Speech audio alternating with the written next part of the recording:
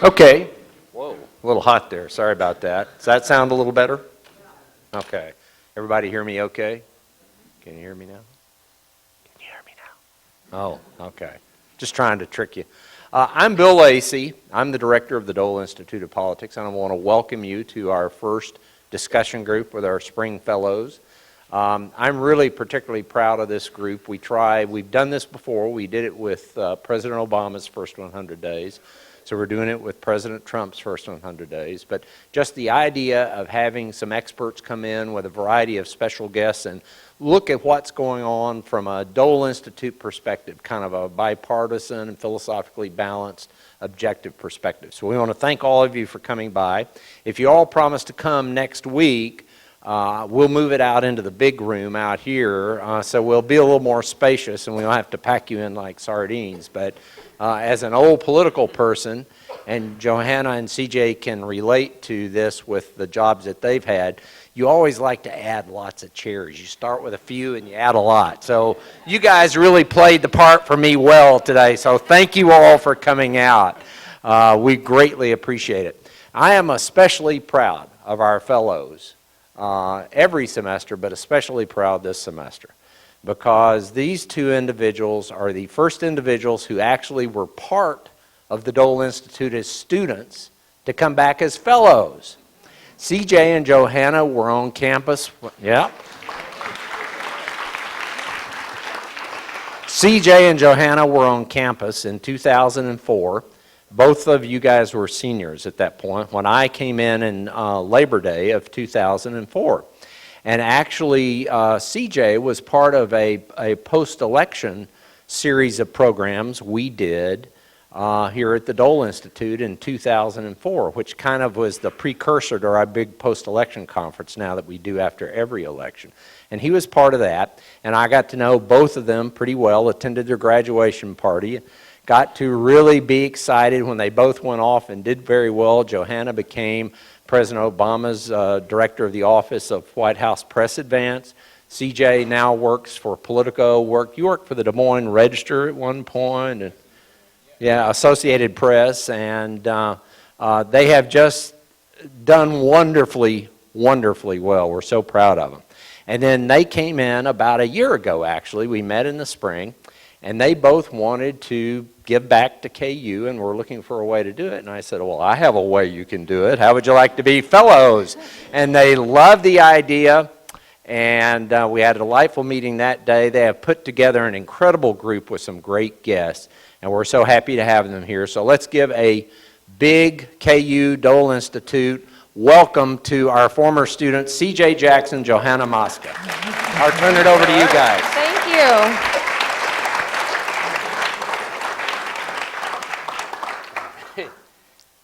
Are we ready to go? I think we're ready. All right. This is fantastic.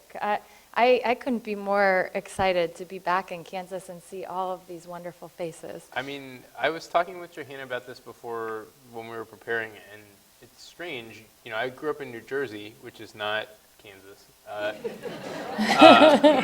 And yet when I come back here, I feel like I'm coming home to a degree that that I don't feel kind of elsewhere on planet Earth. And so it's a great honor to be here.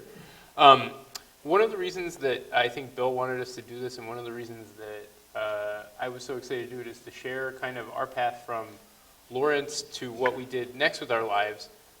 We're really excited to talk about President Trump's first 100 days and,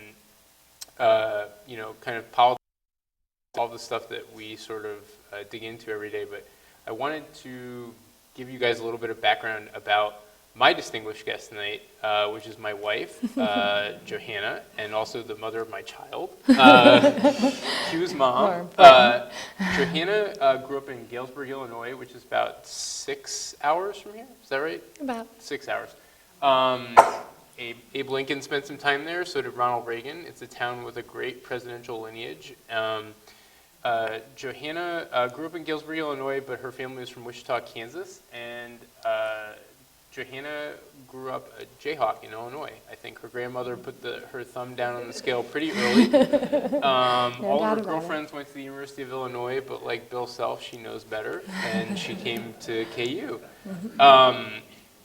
Johanna did a lot of really interesting things before meeting me, and which is probably the least interesting thing that Johanna has done in her life. We met when I was her editor at the University Daily Kansan, which is KU's student newspaper, and it was a big controversy at the time because we were not supposed to be dating. And Johanna You can't date your boss. I think my mic is a little hot. So Johanna and I met at the newspaper, and we formed a terrific partnership there. And Johanna went on to work for Governor Sebelius, and then before I got a transfer from the Kansas City Star to the Associated Press in Des Moines, Iowa. And then Johanna worked on a couple of political campaigns, and then started working for a upstart senator named Barack Obama. And from there, our lives took a pretty dramatic turn. After about 40,000 miles on our car, Johanna was on the road for pretty much the whole of 2008, the year after we got married, so I don't know what kind of message she was sending me. But Johanna went from the campaign straight to the White House, traveled all over the world with President Obama to 40 countries, set up some of his most important events, and along the way became a mom, which I think she would tell you is her proudest accomplishment. It's certainly Most certainly would. and 7 weeks later was in Afghanistan after giving birth. So one of us went to a war zone, and I went to metaphorical war, and with our newborn child. But I'm really excited that Johanna and I are able to do this, and I'm excited that Johanna is going to be able to share her perspective from working in an administration and looking at what we're seeing now, what's sort of normal, what every president goes through, and what is unique to this president. That's right. Thank you, CJ. We talked about this before, and we were thinking it may be more interesting if we actually introduce each other, because we spent all day introducing ourselves. So, so CJ, thank you for the lovely introduction. I want to make sure my mic is okay. I met CJ. He was a journalist at the University of Kansas. He was smart, and I saw this and I thought, I really like him. It took him a long time to figure it out. We basically stayed together from the moment we met at the university. We ended up staying here in Lawrence right after we graduated. As he said, he went to work for the Kansas City Star, covering city government, actually a really important component of our democracy, and covered some really interesting things from people who wanted to keep chickens to some folks who would prefer to not wear clothes next to a tree house that children were in. And the couple, I'm afraid, didn't have any drapes. Right. So there are some lovely, lively debates at local levels. From there to Congress, which is not too dissimilar. No. Basically. So he actually moved our family to Iowa when he took a job with the Associated Press, and continued to cover politics on a local level, covered agriculture, did the first sit-down interview with President Barack Obama when he was a candidate, when he first announced, and actually took a tremendous sacrifice for me when I joined the campaign, because he was no longer allowed to cover day-to-day the political campaign. Thankfully, in Washington, these kinds of relationships are not unusual. The Washington bureau chief was able to move CJ to D.C. after President Obama won, and he was able to cover various components of the administration, always, mindful of any conflict of interest, and we try very hard to recognize that. As CJ referred to, 7 weeks after I gave birth, I had to leave our newborn son with my husband without telling him where I was going. I figured it out. Under the cover of darkness. And so it doesn't come without some interesting turns of events. But we were really lucky to see our politics up close. Now with that familiarity and with the appreciation that governing is really hard and complex and that it's really gray and that sometimes us talking about it in sport terms or just rooting for our team is actually detrimental to our politics, both of us have an appreciation of what this administration's going through and a personal story of our own challenges of a new administration and some really compelling contacts now who are all really excited to come back to the University of Kansas or come visit the University of Kansas for the first time to share their experience either on the National Security Council, in the White House Press Corps, as part of the Republican Party and as part of the Democratic Party, so that we can kind of track Trump's 100 days, first 100 days in a really thoughtful way that hopefully breaks down some of the rhetoric that we hear and talks about, you know, more of the substance. That's our hope. So I guess the question bio. is, Let's get to it. why 100 days? Okay, so first of all, you know, why are we focused on the first 100 days? This is a tradition that goes back to, I think, FDR, right? And the most interesting thing about this is that it's more of a modern creation. You know, George Washington was probably not fixated on his first 100 days, right? Thomas Jefferson wasn't fixated on his first 100 days. But what we've learned in a modern kind of media environment and as the presidency evolves is that attention spans are ever shorter. And I think, you know, Johanna, you can probably reflect on some of this from your first days working for President Obama, but even more so now than ever. I mean, we have a president with, in President Trump, who is you know, pre-stated that his attention span is short and that he wants to move on quickly to new things. The reason that More than that, he actually laid out exactly what he wanted to do in his first 100 days. he did, it's amazing because we all act very surprised that. Yeah, you know, this is one of the things that we talk about a lot in our household. You know, I love a lot of our news organizations, and freedom of the press is so important to me. President Trump gave a speech in October outlining his what he planned to accomplish in the first 100 days. And unfortunately, I think a lot of the dialogue in the campaign was not focused on that. And so a lot of us didn't necessarily get the information. In fact, a lot of the datelines of the coverage of President Trump's first 100 days were the day after the election. So, you know, he has actually outlined what he plans to accomplish in his first 100 days, and particularly because last night was the first address to a joint session of Congress, we were really excited to get to have a dialogue with this audience about, you know, what that did, how sometimes you pivot your goals, and, you know, what we can learn from that interaction. Well, and again, to like return to your point about why the first 100 days are important, we saw that last night. Thematically, presidents, you know, there are some goals in presidencies that you can't accomplish in the first 100 days.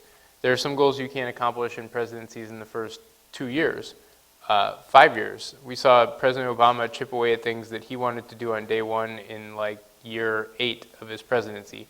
But the tone for a presidency is very often set early. That's when the president kind of forms his relationship with the press. That's when the president sets his biggest priorities and makes, frankly, writes checks with his mouth that ultimately his White House or his Congress or some combination thereof are going to have to cash or face the bill for. We saw that last night, and Johanna, I was interested, and I'm looking forward to the audience's thoughts on this, but what were your thoughts watching last night's speech? Because one thing that I note as a journalist is President Trump made a point of talking about how many promises he's made and how many promises he kept.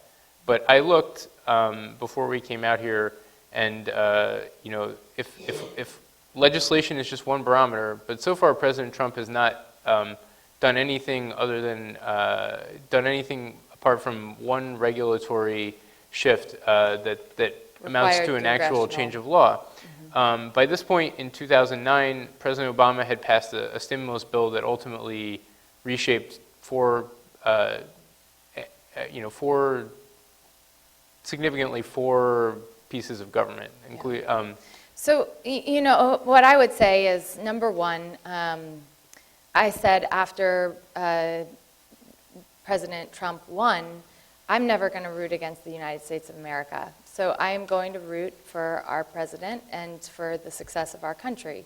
That said, I think a lot of us on the Democratic side have had some challenges with some of the rhetoric and some of the tweets and some of the things that we just have said, what is behaving presidentially, and is this behaving presidentially?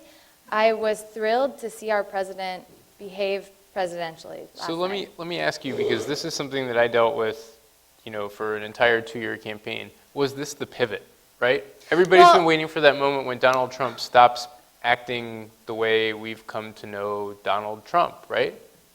Yeah, and what I think is a little disturbing is had Barack Obama waited a week to come out against an act of violence that was clearly motivated by fear of the other, we would have been, in the press, it would have been a huge scandal if we would have waited. You're talking about the recent shooting in Olathe, In right? Kansas, yeah, exactly, right here.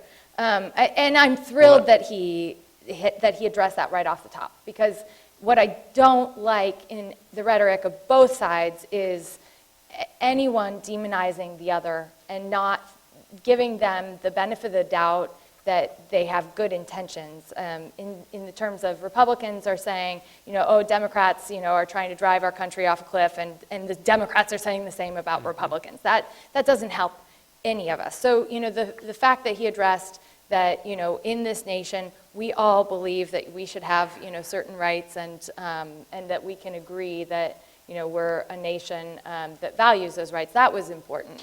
I give him credit for that. Johanna, as a Democrat, a lifelong Democrat, as long as I've known you. I am. I actually, so many of you are familiar with this in Kansas, but I came out to my family as a Democrat. It was not a popular move at the time. It's pretty easy in my family to say I wanted to be a journalist. Both of my parents were journalists, so it's kind of a little bit different, but. Yeah, it was, let me say that I think my grandmother said something along the lines of, why is it we send you all to KU and they become liberals? And I was like, no, I actually registered as a Democrat back in Galesburg, Illinois. So as a lifelong Democrat, my question about President Trump is there a danger for Democrats in the fact that he, to many Democrats, is a particularly irritating character? And by that I mean he is a guy who, we're all familiar with the. He's a very effective at riling up Democrats. That would be my observation as a journalist. Yeah, unfortunately, I actually think if you look at even just the polling. There are a lot of people in the middle who weren't particularly thrilled with either candidate on either side. And you can go into the complexities of image building and why one may have an impression that may be different than when you actually meet a candidate.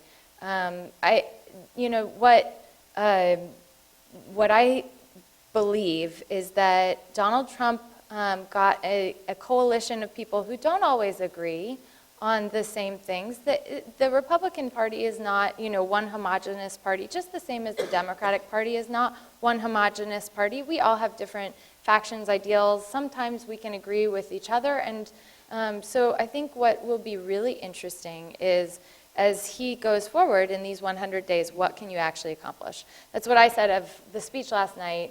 I went back and I watched President Obama's 2009 speech, and in 2009, at this exact time, I think it was February 24th, 2009, he had the stimulus passed. If you remember in He had 2008. his full cabinet. He had, yes, but that should has get to into do that with, also. exactly. The Democrats are, holding up components of the cabinet, but there hasn't been as long to vet members of the cabinet. So there are reasons. The interesting thing is, at that point in time, if you look at, we were laying off teachers. We were laying off police officers.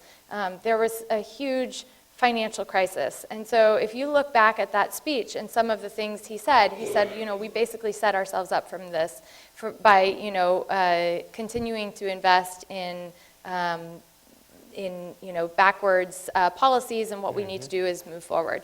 They passed the stimulus. The stimulus is something we should, really study. We should delve into detail of. CJ actually did a really interesting report when he was with the Associated Press on covering just that, the stimulus. Some of it, in the 2012 re-elect was used against President Obama, but actually in long term ended up creating some jobs. The job market is still not perfect. When you look at affordable care, that's another thing. He talked about every 30 seconds an American was going bankrupt because they didn't have the health insurance they thought they had. A lot of fine print was causing people to lose their houses because they had so many medical bills that they couldn't pay. So the situation that he faced was a very different one. However, he had legislation that was already passed to deal with it. I think that a lot of what President Trump talked about were big ideas. He set himself up, much like we did. We set ourselves up with really big expectations that we were going to reshape this country, that we were going to be able to bring about the change that people need. And in reality, it takes longer.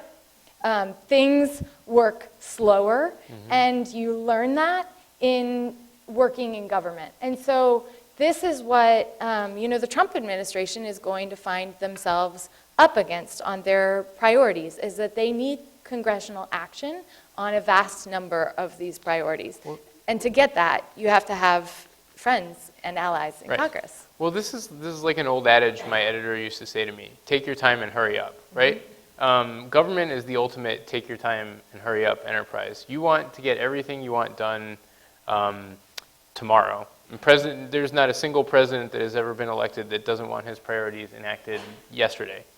But they face a lot of structural barriers. Johanna, I'm interested, what was most surprising for you about last night's speech? Did anything stand out to you as being particularly new or just, kind of pops to the top of your head? I said this morning, some of the, what happens in political rhetoric, and this is why it's really important for us to dig into the substance, is the idea of make America great again. I think we can all agree that we want America to be great. The drain the swamp, it was one of the first things I saw. When they did start covering President Trump's first 100 days, the first thing is first propose a constitutional amendment to impose term limits on all members of Congress. I think we've given up on that one. Well, so that's the interesting component, is I said, I actually would support term limits on Congress because you bring in new ideas. We have term limits on the presidency. Why not term limits on Congress? And a lot will argue that you need the longevity there so that you know how to work deals, and I agree, but why can't we allow a long window and then have a term limit? That hasn't been talked about again. And I keep, every couple days I'll tweet and say, hey, is anybody going to ask about this? Guys, the constitutional amendment. So you're really into term limits? Well, no, but it was the first promise. So last night, what Drain the Swamp became was he used it when he talked about a federal worker freeze. A federal worker freeze that has actually already had some unintended consequences, where there was a child care center overseas for, I believe it was members of the military and State Department, that was closed because they couldn't hire federal workers. Those kinds of things have unintended consequences a lot, and so when you look at it, what rhetoric he he was still using the same rhetoric, but he was changing the goalpost. So you're saying, you know, before it's term limits on Congress. Now I'm just going to say, okay, within what I can do a federal freeze on employees. We actually had a cap on salaries. We had all sorts of freezes that our administration did. If you remember, we were in an economic crisis and very cognizant of these things. Does that help? Or does, you know, making sure that the regulators are there to help, you know, small businesses navigate, you know, trying to open a brewery or trying to open a, you know, new business that's regulated, what is more helpful? Those are things that we can debate. So can I ask, you know, every president struggles ultimately with the office once they get it, right? It's a new, you know, the old adage is that nothing, like, you know, you can prepare your whole life for the presidency, but nothing really prepares you for it, right? What struggles here are familiar? Because I think one of the things that I struggle with as a reporter is a signal and noise problem, which is that sometimes President Trump does something that seems outlandish, but actually he's just doing it in his own way, and it is a problem or an issue that every president goes through. And sometimes President Trump does things that like are legitimately path-breaking and you know, for better or for worse, are completely unexpected and new. So I'm interested. What struggles do you see as you see his staff, him, you know, like, what's familiar? Like, you know, like you, because I lived with, you know, I'll lean on my own experience here, but I lived with you through the first 100 days of the Obama administration. I am aware that there were some issues within this household. You know, this is the first day I saw Kellyanne Conway after they won. Everybody, you know, was talking about what she was saying, and I was like, oh my God, she looks so tired. I remember how I was. I was exhausted. And that wasn't a mean-spirited thing. That was very empathetic, no. you know. Yes, exactly. Like, I was so tired. And, you know, all of the people there are learning their roles. It's not something you know inherently. In fact, I said to Bill Lacey as soon as, because when we agreed to do this, we didn't know who was going to win. And after President Trump won, I said, I'm actually more familiar with an outsider transition than I would have been an insider transition, because we were coming in as an outsider. In fact, most of us were younger than typical generations who had gone in, because we worked for Barack Obama when a lot of the establishment Democrats were working for Hillary Clinton. Right. So, you know, a lot of us ended up having to learn our roles in office, which you can see in this administration. Some of this is big, macro stuff, and some of it is small, right? Like, there was this New York Times article recently where Trump aides supposedly were having problems literally turning on the lights in certain rooms in the White House. We almost set some fires. Yeah, no, I was so going let's go. Yeah, this is what I was going to say. This is actually pretty normal. So what happened was, you know, there's the old executive office building, and they have these beautiful fireplaces. And I think it was our director of office and management and budget who decided that he wanted to set a fire in the office, and then there was a big fire alarm. Except the chimney was not cleared. By the way, do not set a fire alarm off in the White House. That's a terrible idea. I mean, so, you know. And I think within a 12-hour period, your deputy, our friend Bill Burton, who was the deputy press secretary at the time, broke a door in the White House. Well, he was trying to pull a door that had, you know, a handicap, thankfully, you know, a push button. And I think, as I remember, and my memory could be bad, we should, you know, Obama aides literally kicking the door down in the White House. We should Skype Bill and ask him, you know, the exact what happened. But you know, it's all new. So some of this stuff, you know, is normal. Now, there's also some things that are abnormal. So what's not normal? One of my biggest frustrations was the Friday that the White House Press Pool compilation is actually something that you work with the White House Press Association. So the White House Correspondents Association is the group of news organizations that cover every president. In fact, I was just at the Reagan Library, and I got to see the old Air Force One, which is awesome. And there's a press cabin on all of these planes, and who sits in those seats are decided by the White House Correspondents Association. This is, a very important, pillar of our democracy is freedom of the press. The press organizations decide who's in that pool. A lot of times what you'll see is, every administration does this, but the Trump administration, when they changed the NSC structure with Steve Bannon, the next morning David Axelrod was saying, I woke up and it was fake news about me, saying, that I was on the NSC when I was not. I was not a voting member of the NSC. And very similarly, when they were saying, well, they cut out Fox, or they did, sit-downs with liberal bloggers, which we did. We did do sit-downs with liberal bloggers, and there were times where Fox was not given an interview, but there was never a time where news organizations were cut out of briefing, which is what a gaggle is, which is a little smaller. And so I hope that the Trump administration folks learn from this and work more closely with the White House Correspondents Association, because the White House Correspondents Association has the objective that they want to include these news organizations. In fact, when BuzzFeed wanted to travel with us, I said, you should go talk to the White House Correspondents Association. And I think that that's, an important component with what was done that particular day was they expanded the pool, which you can do. You can do an expanded pool that typically includes all the correspondents from the White House Correspondents Association, but they excluded CNN. It was New York Times, Politico, Los Angeles. Was it Los Angeles Times? Los Angeles Times.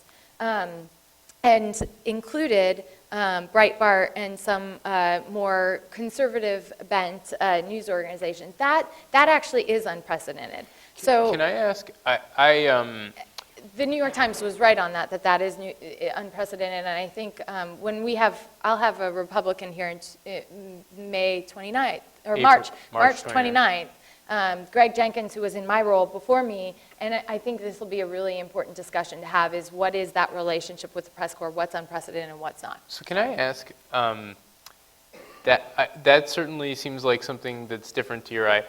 A lot of people in here, I'm sure based on my previous travels to Lawrence, have questions about whether, and I can't wait to get to your questions, I think we'll do that. That's what we have to. Stop yip-yapping soon. But the executive order on immigration, refugee ban, is that, can you recall, and I don't want you to get into the politics of that because I think that you may have some predictable feelings on that, but can you recall an event in the Obama administration that released a similar cacophony and, had people as riled up as that? Because I think it's important, in my opinion, there were things that created disruption and unrest, or we wouldn't have President Trump, right? People have had, but I'm curious. You're putting me on the spot in the sense of I'm trying to remember the exact comparable situation. I mean, we had executive orders. President Obama had to pass a lot of executive orders because, unfortunately,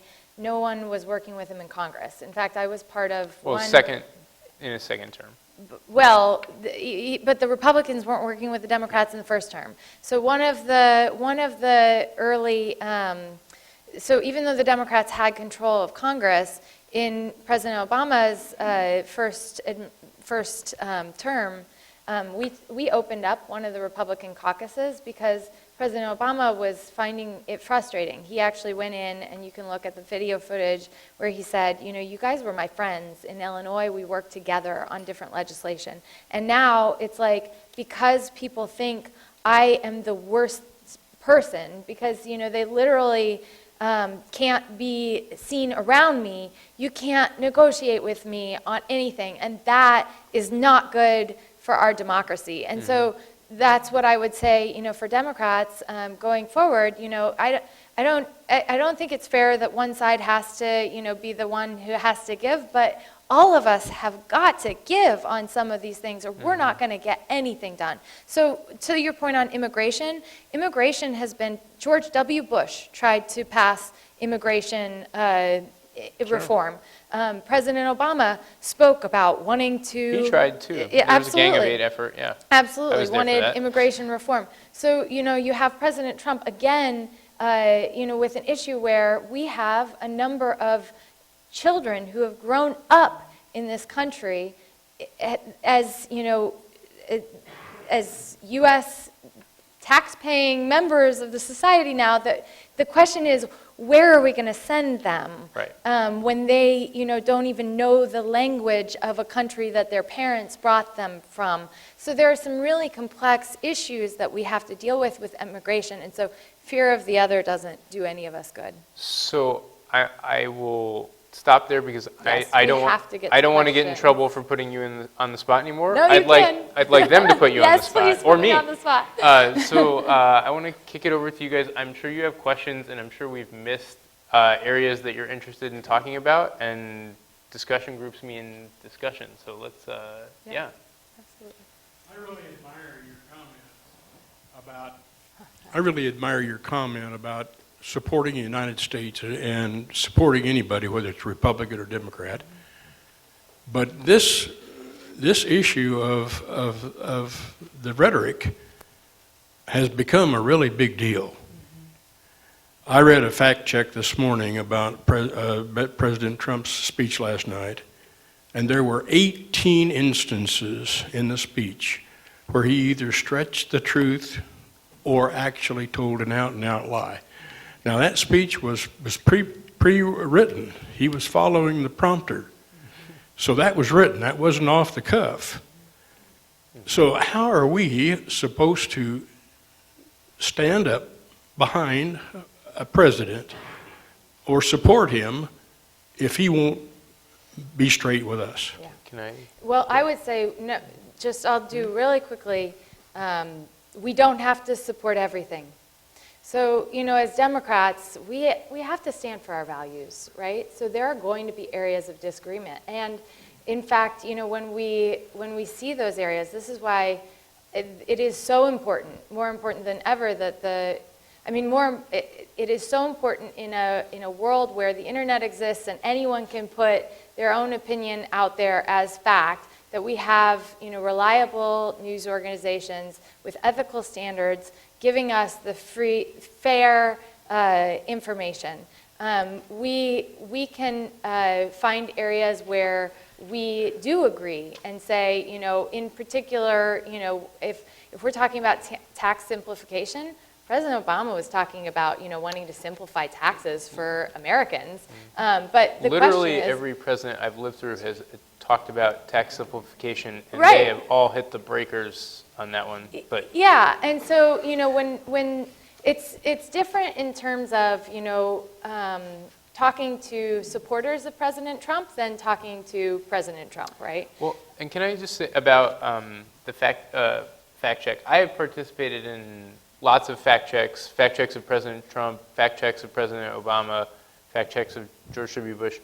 I would say this is where I want to make sure that when we're watching events unfold, we consider what's normal versus what is abnormal.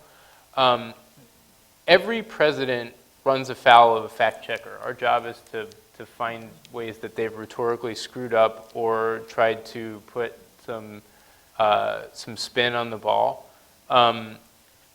Focus on the issues that if you're opposing President Trump, consider the issues that you consider sort of like the most important, and also consider that. I wouldn't say that a president's job is to lie, but a president's job is to make his case. And sometimes when we get into the realm of fact checking, fact checks are very important. And we're currently at a moment in this country where we have alternative facts, we have facts, and we have It's facts and then interpretation. But politics just goes in a circle. When I was in high school, it was what the definition of is. So it's like Right. I just hope, as a reporter, and I have to this is hard, and I have to remind myself of this every day, that figuring out what is different with President Trump is also a matter of making sure that we get the historic chronicle correct here, because every president is different in their own way. Every president is unique. We should. Yeah, Okay.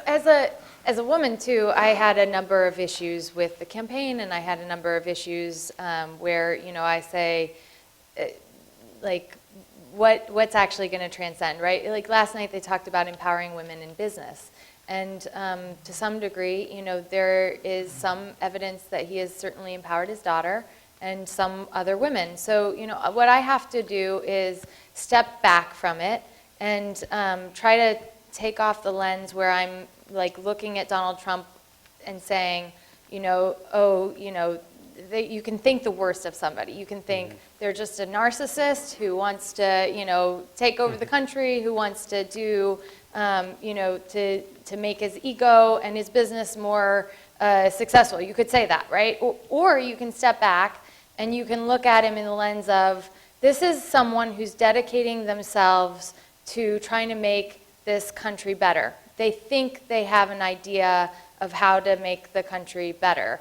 And I'm going to disagree with him when it comes to deregulation of, you know, energy efficiency or, you know, our environment, things that are really important for a future economy that does rely more on renewable energies and things like that, where and say it in a way where I can talk to supporters of Donald Trump, because that's the difference. Is, you know,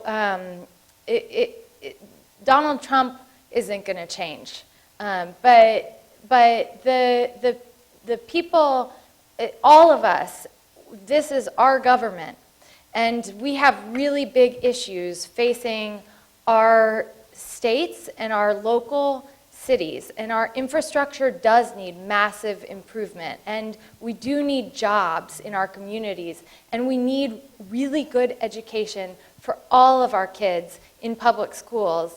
And those are things that you can agree in some places with Trump supporters and figure out, you know, where we agree. And if we can agree, then why can't our representatives agree? And it probably starts local, but if we can start, you know, getting to a place where we aren't just looking at it as a sporting, you know, his team or my team mentality, and start looking at it as we all are trying to work together for the betterment of America, I think we're going to be better for it. And so that's what I'm trying to do in this administration. We're probably going to explore, you know, how that goes for me and and for all of us. But I'm going to try to give them the benefit of the doubt, because I really appreciated the George W. Bush folks gave us the benefit of the doubt, and I will give them credit on that.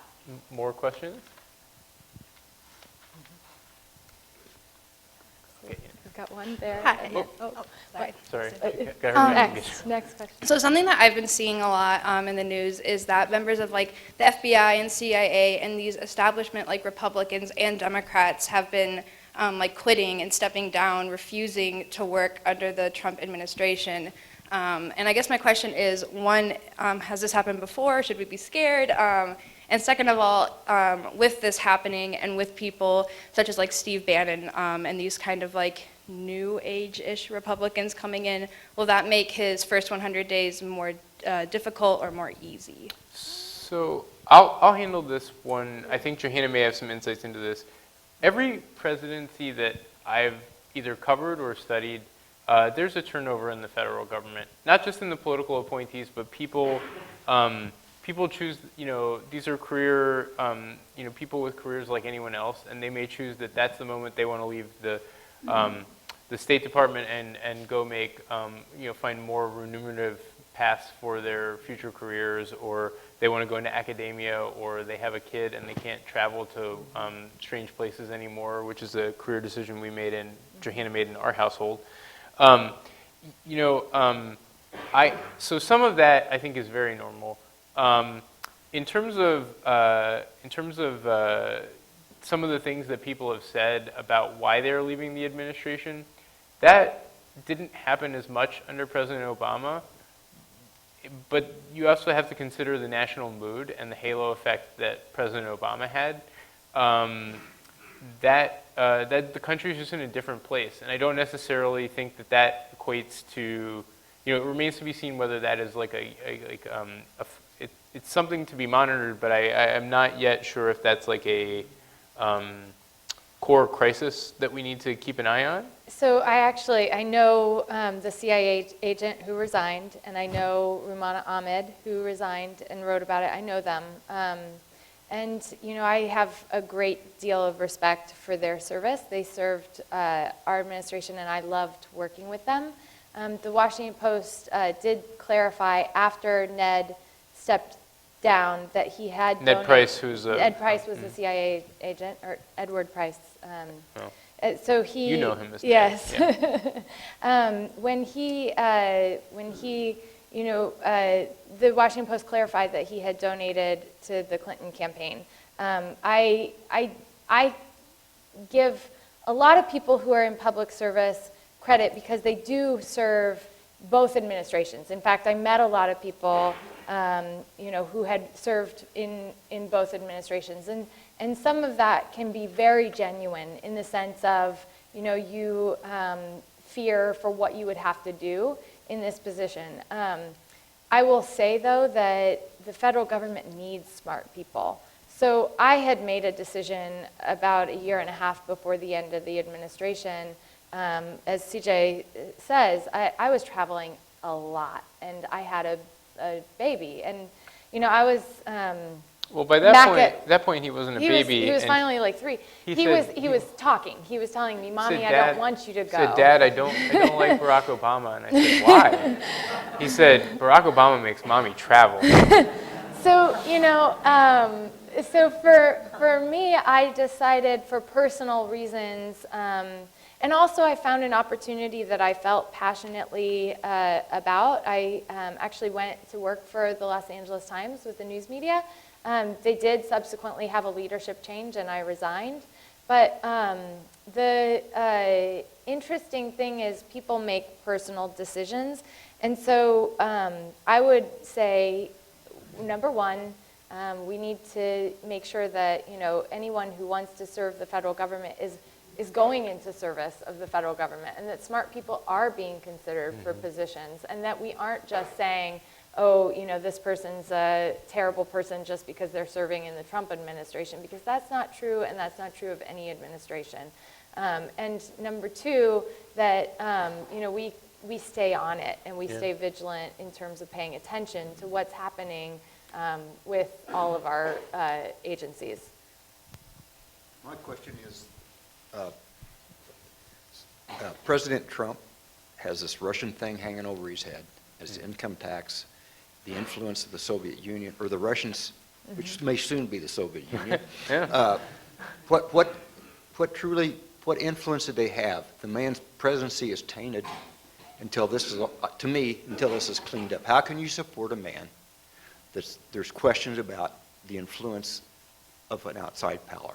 It's almost like it's the Siberian candidate. It's not the Manchurian candidate. It's the Siberian candidate. So that's before anything happens. And everybody's slipping it under the rug. Nobody's stepping forward, and I just don't understand this. And is this a question that doesn't fit your presentation, or? Yeah. Well, I mean, I'll try to handle this in a way that. What I can say about what we've learned about President Trump speaks to the need for really credible, well-funded, valuable news organizations. Mm-hmm. When you talk about what we know about President Trump's finances, his real estate deals, that's all because of really dogged investigative journalism. And I think that when I reflect on sort of what we know about him, it reminds me how important, kind of that fundamental part of our democracy is. And so, these are, I certainly, like in talking to voters, I hear questions about these issues, and I think that it's why we need reporters, because, President Trump is the first presidential candidate I've ever covered to not release his tax returns. And those are legitimate questions. In fact, a lot of political appointees have to be forthright with a lot of this information. In fact, there's a lot of vetting for you to be a political appointee. In fact, some people have failed in every administration trying to get those roles. And so, some of those components that we haven't seen are troubling. And so I do think we have to continue to say that we want to see the tax returns in the same way that most appointees have to Right. provide financial documentation. Including his entire cabinet, too. Yeah. I mean, the other thing I would say is, I think that you can't deny, based on the president's utterances alone, that at least this coverage has impacted his first 100 days. It's something that's on his mind, and the media has definitely asked questions about it. As to what it means for his presidency, I think we're still in a period where we don't know. And I think you probably feel the same way, Johanna? Yeah, and when it comes to Russia in particular, it's important that the media continue to cover issues where there's substance. I don't know how legitimate any of these concerns are. If people have told me you have to read The Art of the Deal, because if you read The Art of the Deal, you're going to see, that he tries to make these deals in different ways, and so the question is, again, if you back up and you just say, okay, he's someone who wants to make America great, and he's trying, then you say, let's analyze this, and let's figure out, when people in politics knowingly lie and present things that are untrue, it ends up biting them more often than not. And so this is yet to come full circle, and we don't have all the information, I'm sure. But again, with the tax returns, that's pretty basic information that we've required of a lot of people. So maybe it takes, enough people in Congress saying we want to see it, for that to become a requirement. Right. And that's an issue. And Right. what's another issue is redistricting. Yeah. Like the districts are such that, We got to take more questions. yeah, Here. the districts are such that Redistricting could be its own yeah, discussion group on its redistricting own. is a whole discussion, Yeah. because if we redistricted correctly, it could be a John, with the different microphone. discussion. I'll get you next time. Hi, thanks for coming. One of my greatest fears about President Trump is that the media and citizens in general will try to attempt to normalize him, because obviously he's not a normal president by any stretch of the imagination. So what responsibility do you think the press has? Because after the speech last night, a lot of the pundits and stuff were like, oh, well, his tone was really presidential and blah blah blah, whatever. But it doesn't change the fact that he's putting forward the same ideas and the same stuff that he's been talking about in the campaign. So what responsibility do you think citizens have and the press has to hold him accountable for not being a normal president? And what a low bar, right? I mean, that's something that I think, if that's the barometer we're measuring anyone on, let's try to do better next time. So Well, this is why we have term limits, and Here's what we have every terms. Every president grapples with expectations, whether I am under President Bush. Expectations for his rhetoric and his oratory were completely different than they were under President Obama, and the expectations under President Trump, based on the sample size that we've had, are completely different. As a reporter, I hesitate to use the word normal versus abnormal, but I think that this is something that I struggle with every day. Is Trump tends to be a more rancorous, louder president than I have ever covered, right?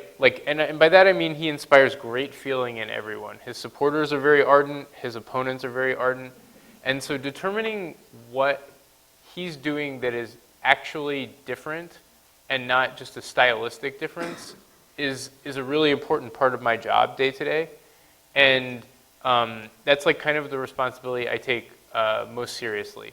I did this project it was about 12 days ago now. It was called 28 Days Later, about just looking at everything that has happened under the Trump administration. Just a chronicle, what was good, what was on message, what went off the rails. And what I found is that a lot of the things that he has that have become media firestorms in his tenure are things that, in a different context, became media firestorms for President Obama, maybe in a different way, maybe a different facet of it.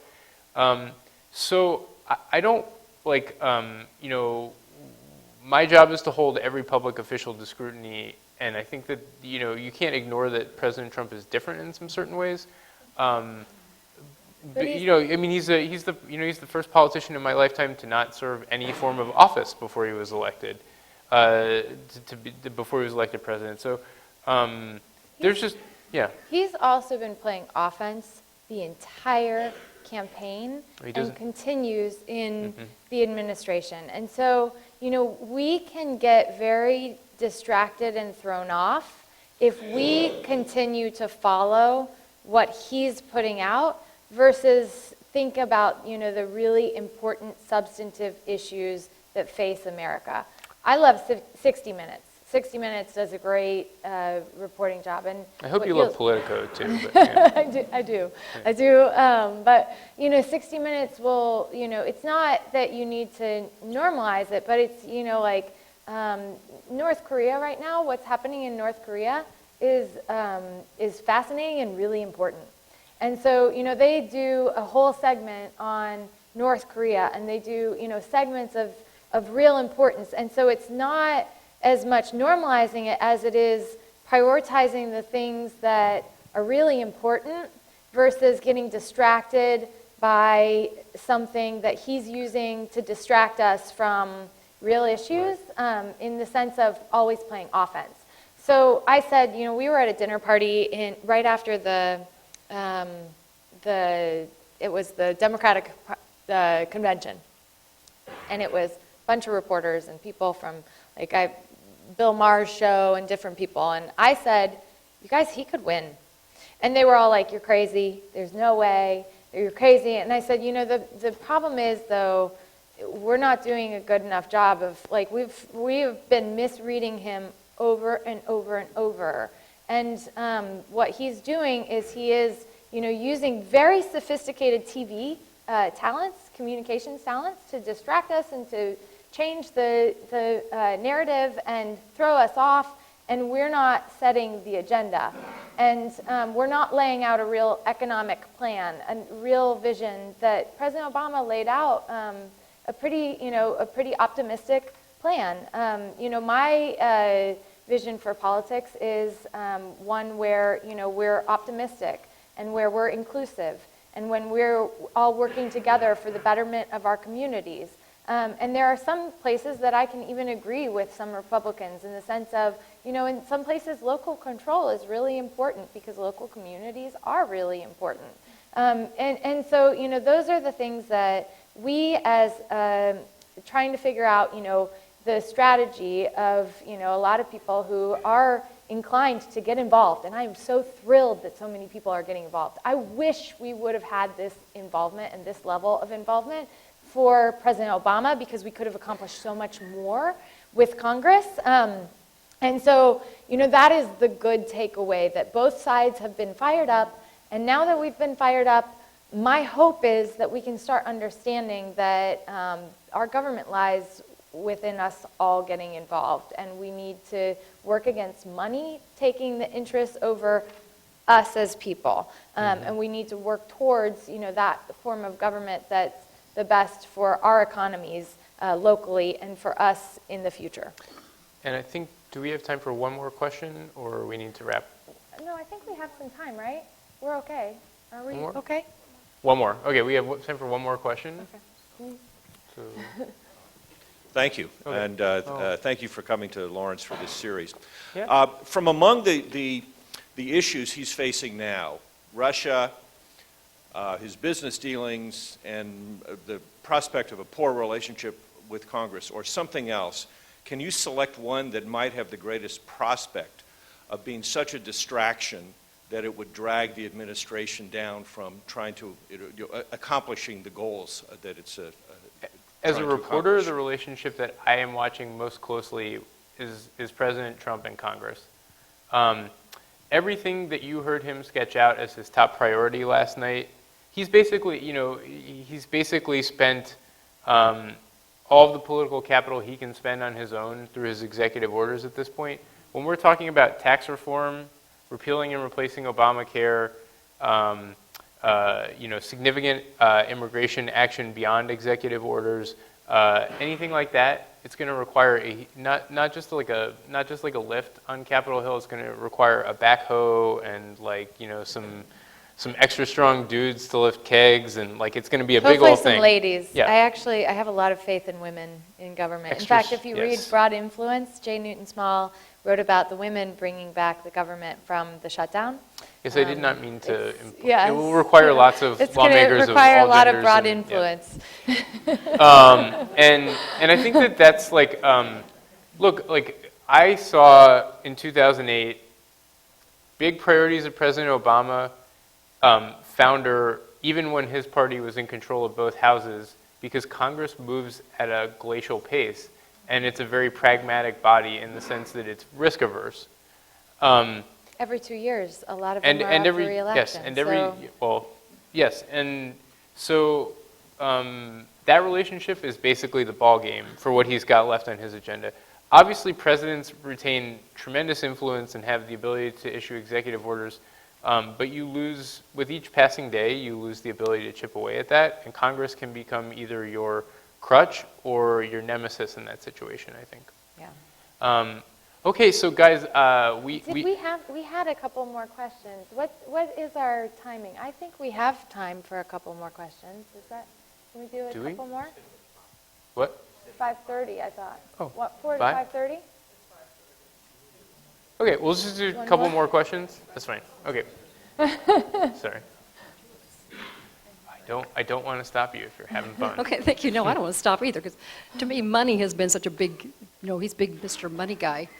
And definitely, I don't know if anything in the past has happened like this, and I kind of think that's why we're not doing anything, because haven't seen where the First Lady doesn't go ahead and move into the White House, into the President's mansion. She gets to stay living in New York City up there in their fancy place up there. I've seen a couple things about the cost of security for her. She can't even leave that building. She can't go out the door down to a restaurant without, I don't know how many thousands of dollars of security guards. He is traveling back and forth wherever he wants to go to Florida and stuff, back and forth. Probably no other president has ever done that they had to say, wait a minute, and his kids get to go someplace else. It's their own personal choice, but they've got to be we're used to giving the president guards. Then, the second part of it is, so there's the money going there, and yet he's saying he knows how to handle money. Mm-hmm. That is tax dollars, and yet he's talking, we're going to start helping people go to private schools, and we're going to do all these things. It's like, where is this money coming from? And why are we allowing that kind of spending that is tax dollars? Mm-hmm. So, first and foremost, the press actually pay back for every ride they take on Air Force One, every ride they take on Marine One, everything that they do. It's a real question. Typically, presidents pay for some components of vacations or some components of what they're eating or things like this. They actually do pay for some of those things. Number one, on the First Lady and their child who's in school. I know that it's not easy to move a child, and everyone knows their child better than I do. And so, I have a lot of sympathy for, a mother making a decision about their child's education. So, what I would like to see is, could we, because they are a family that got in the White House by supporting their own campaign, would they do the same that the press is doing and pay for those security costs? That could be something that, if these are, there are a lot more security costs. Why can't they reimburse the federal government for those kinds of costs?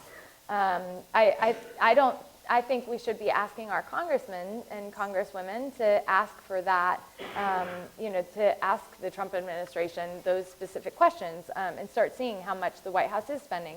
Of course, people have pulled up all of the tweets that President Trump tweeted about President Obama golfing.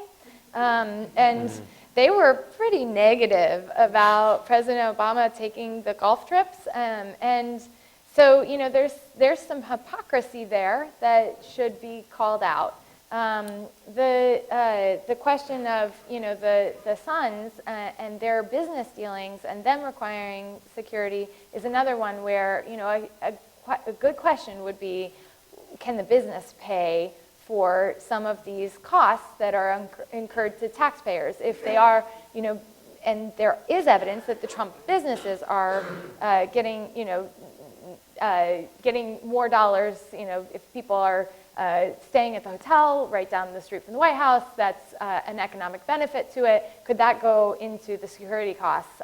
Something like that would be looking at it, you know, in a way where I again, you know, the thing that's most important to me is that the president and the first family is protected. And I wanted that for President Obama, and I want that for President Trump, and I want that for every one of our presidents, because their security is national security. And so I don't want their security jeopardized. But when there are significant costs, because there's a very different lifestyle that these particular you know, members of the first family, their lifestyle is very different than the lifestyle of the Obamas or some others. The question is, you know, could they pay? And that's one I would love to see the press cover a little bit more. All right.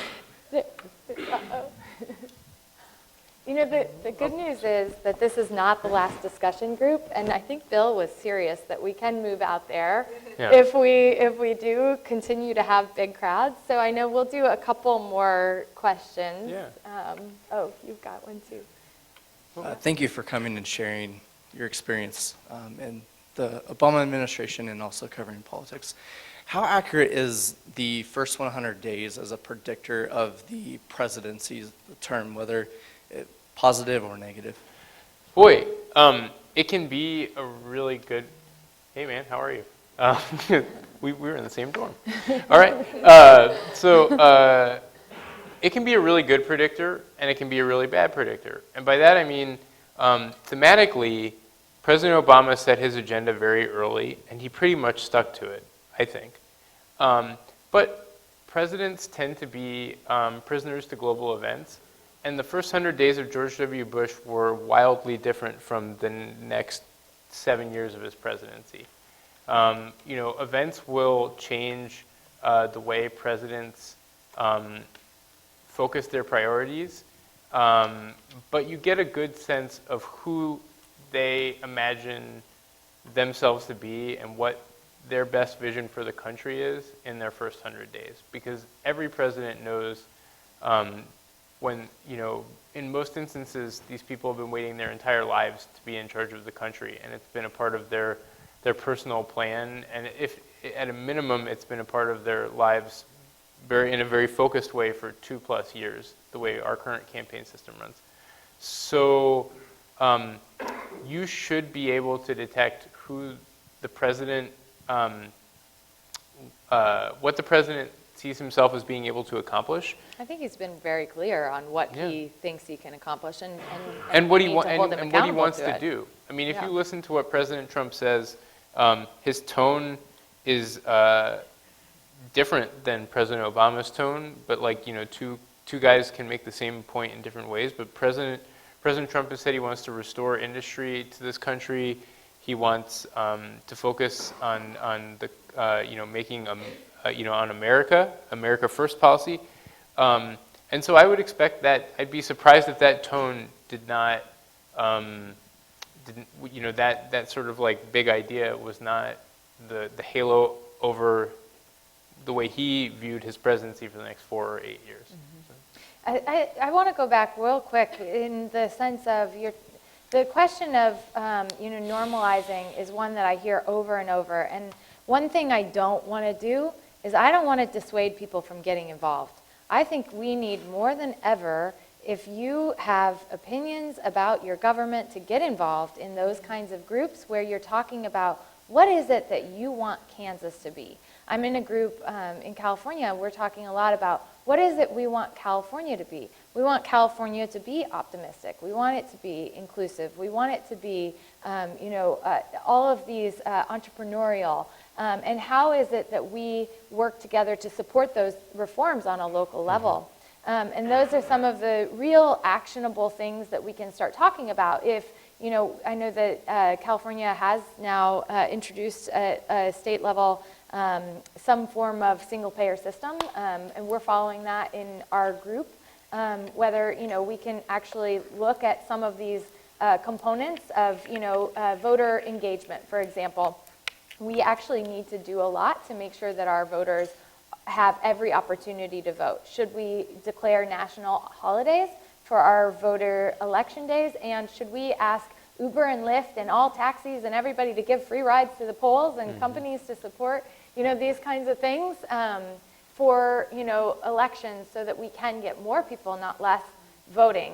We have so much power, and so in the sense of normalizing, I never want I don't want to stir people up when there's nothing to be stirred up about, but I very much want people to stay engaged because there are a lot of really important issues that our country faces, and it's not without every one of us that it's not going to be solved. What was your question? Yeah. I have just a fundamental question. I want to get your perspective as an insider, but I hope everyone else in this room thinks about it as well. It's a very simple question. It comes in three parts, so bear with me. First, do we have government of, for, and by the people in this country? Second part, if so, how do you argue the case that we do, given the fact that so many of us feel we have no voice, we have no choice, our vote doesn't count? And part three, if you don't think we do, how do we spark the conversation? Nice segue from what you were saying. How do we spark the conversation about how to make government of, for, and by the people work? Well, if you look at local elections, the number of people who vote in local elections are very small, especially when they're not on, when nobody's on a federal ballot. No, it's not a presidential race. Money influences politics way too much, and we need significant legislation to change that. But it's a matter of money and oxygen and getting people together, because ultimately what you need to win any campaign is you need more votes than the other person.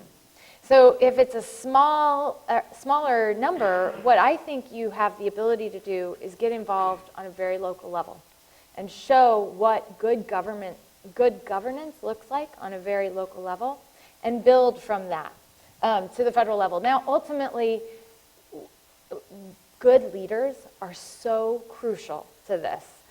We don't talk about the factions. I think I mentioned, we don't talk about the factions of the Republican Party because Donald Trump won, but there are so many different factions.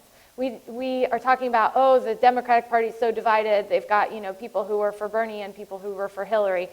And I bet you that most of them agree on more than they disagree on. And, again, when it's dealing with local issues and it's not so politicized, you can actually really look at, reform. Obviously, there are some really important issues here at Kansas. We were just talking to folks at the Kansan who were talking about struggling to cover some of these issues. I know that conceal and carry is one of the issues that they were talking about. Is really important to a lot of the students and faculty here. Talking about, whether on a college campus there should be, the right to conceal and carry.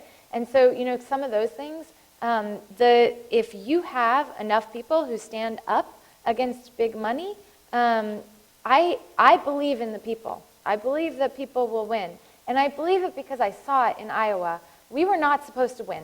Barack Obama was not supposed to win. We started on a grassroots level, and we organized in every single state, and we spent inordinate amounts of time there going out, door knocking, and getting people engaged.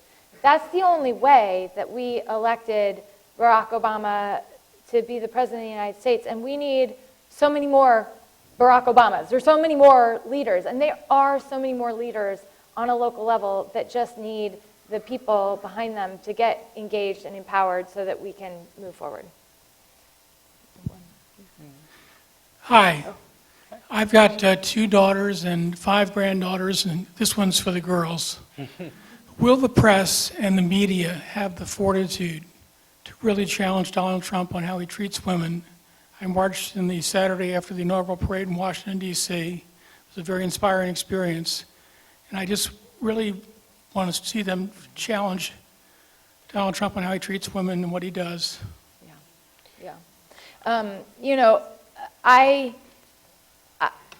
I mean, being a mom and raising my son is the coolest experience. I said, I'm so lucky. I got to fly over Petra and King Abdullah's helicopters. I got to go with President Obama. I went in Marine helicopters to Buckingham Palace. My grandmother was a war bride. I got to fly on Air Force One, and my grandfather retired a colonel in the Air Force at McConnell. So I feel so lucky. The best thing I ever did was have my child. And I've made certain decisions in my life to, to make sure that, now I have more time with my child. I want some of the things that Ivanka Trump is talking about, I think would be really important to all women, to have, to all families, family paid leave, not just maternal leave, but family paid leave to support our families. Now, the interesting thing that I see is, one of my frustrations is this doesn't always transcend down below like corporate ranks. And so, the reality is, unfortunately, in this country, poor women have always worked. Poor women who have to put the food on these children's table, like they don't have that option to not work. I actually believe that if we brought women together, women share, so many various experiences in being moms, in being daughters, in being sisters, and if we really move forward as women, we're going to talk about a lot of these issues that, I hate that we politicize women's health. And if we started talking about it in the sense of, I don't believe there's anyone in America that wants more abortions. I actually think that everyone wants good health options for women. I think we'd be really smart to do that. What I get frustrated about is that Donald Trump will talk about these issues because obviously Ivanka does seem to feel very strongly about these issues, but then the actions like the unintended consequence of a federal hiring freeze changing and ending child care option for many working families is one where the policy isn't matching the rhetoric. It's the same with the education system, which, while it's great to think that, in education that people have all these options, I grew up in a town where there were no options. Galesburg, Illinois had no private options. We had one public education system, and we needed the best, most educated people to teach our future generation. I think if we were smart, we'd start talking about, providing free college education to teachers, to doing things like, loan repayment for our teachers who meet certain thresholds, certain GPAs. If we were smart, we'd start talking about some of these real policies. And so I don't know that Donald Trump is ever going to be I hope that he tries to help women, but I don't know that he's ever going to save us. So I think that women, we have to come together in a real way and start having these conversations with each other where we say, it's not okay to politicize women's health because it is, these things are, men and women face family planning in all sorts of ways when they want to add to their family and when they want to seek some birth control. And so the fact that these things are politicized is not good for any of us. And if we do that in a smart way, my hope is that we could get Republicans and Democrats to support some reform. Do you have anything to add on women? I think that we actually may need to wrap up. Is that right? Or do we have time? 5 minutes? 5 minutes? Awesome. We Okay. have a question. Yeah. Speaking, no. We need to go boy, girl, boy, girl. Okay. President Obama used to do that. He'd say boy, girl, boy, girl. So my question is, how much pressure is on the Republican Party having supermajorities basically all around the country in legislatures, governorships, both houses of Congress, and the presidency? How much pressure is on the party, and how do they live up to expectations for real change? Okay, so how to put this? President Trump would say there's bigly pressure on them, right?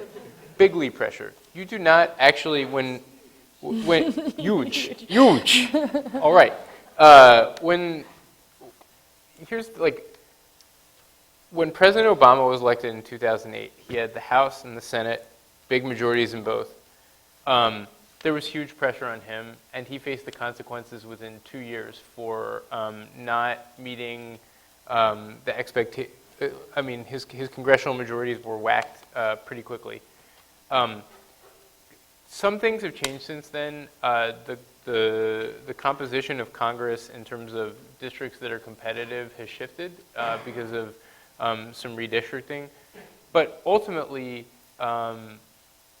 Republicans don't have any excuses if they aren't able to get some of the things that they have talked about doing done. You've heard them talk for 8+ years about repealing and replacing Obamacare. If they don't do, I mean, I covered.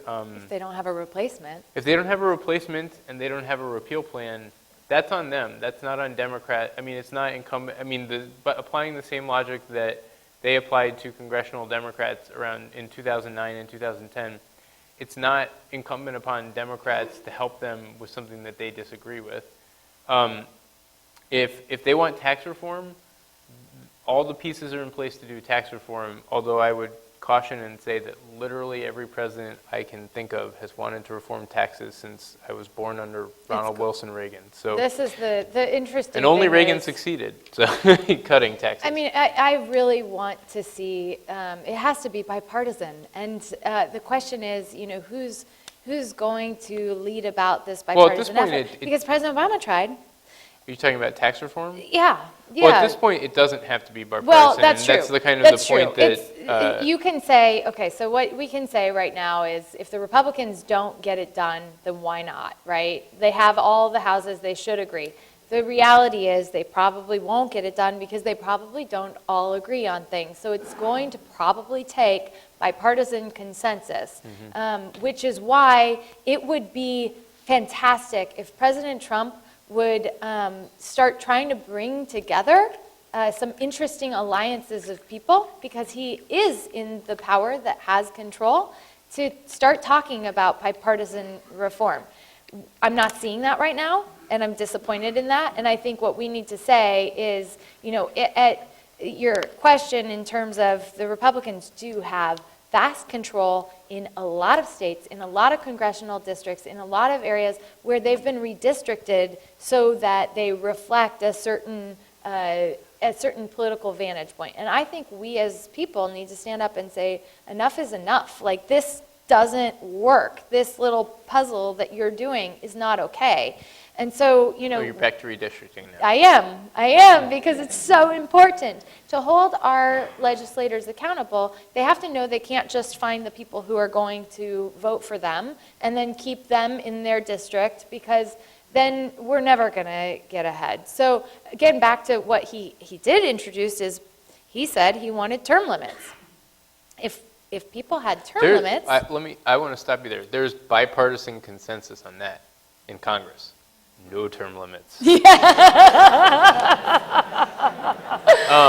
think we have time. I think we have time for one more question.